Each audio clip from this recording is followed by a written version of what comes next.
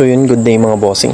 So ipapakita ko lang sa inyo kung paano bumili ng voucher code via GCash dito kay Let's Go Wi-Fi.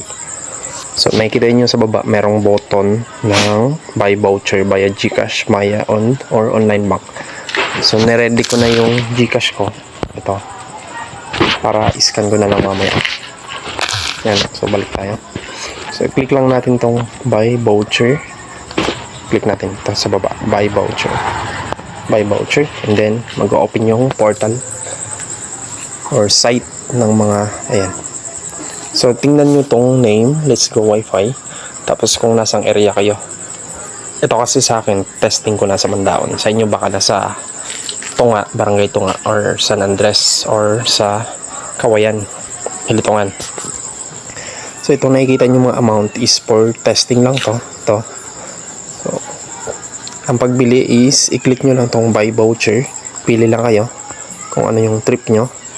So since for testing lang to, i-click natin yung piso, click natin buy voucher.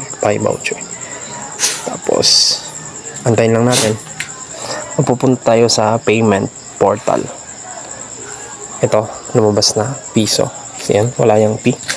Then ito, continue, hindi nyo yan maklik, i-click nyo tong scan QRPH.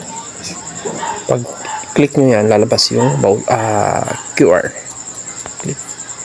Then nasa baba, ginagawa ko dito, screenshot ko lang sa cellphone, o kaya pag meron kayong isang cellphone, bayaran nyo lang gamit yung isang cellphone, then automatic mga 15 seconds lalabas na. So sa akin, screenshot, tapos open ko yung GCash ko, and then click ko tong scan, tapos upload ko yung upload, then click natin yung QR, tapos i-upload natin.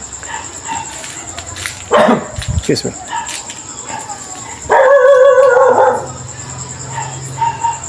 So ayan, nasa payment na, then click pay. Then ayan, okay na yan. I-click nyo lang yung download para pag may ebidensya kayo nagbayad ka. So balik kayo dito sa portal, dun sa Google or kung saan nyo binuksan. Then antayin nyo lang to, huwag nyo galawin.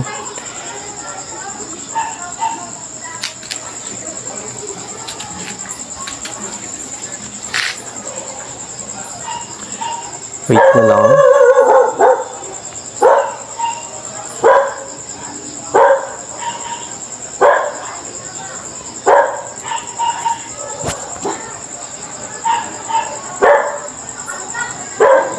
So ayan, yun, payment received. So antayin nyo lang yung mga bossing kasi medyo may delay konti. Ayan, wala akong ginawa, inantay ko lang siya. So ayan, then ito may countdown yan sa baba, then yun, lalabas na siya. Basta after yung payment, huwag nyo nang galawin. So ayan, nandyan na yung voucher.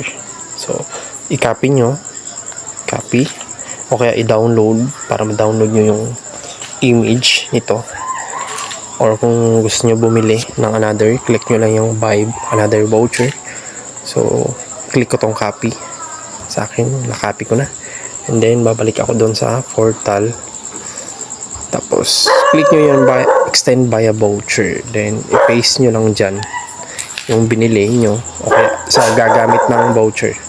So i-submit ko lang yan. Pag submit ko yan, yun, goods na yan. Okay na yun, nagdagdag na, successful na. So ganun lang mga bossing, bumili ng GCash voucher through GCash.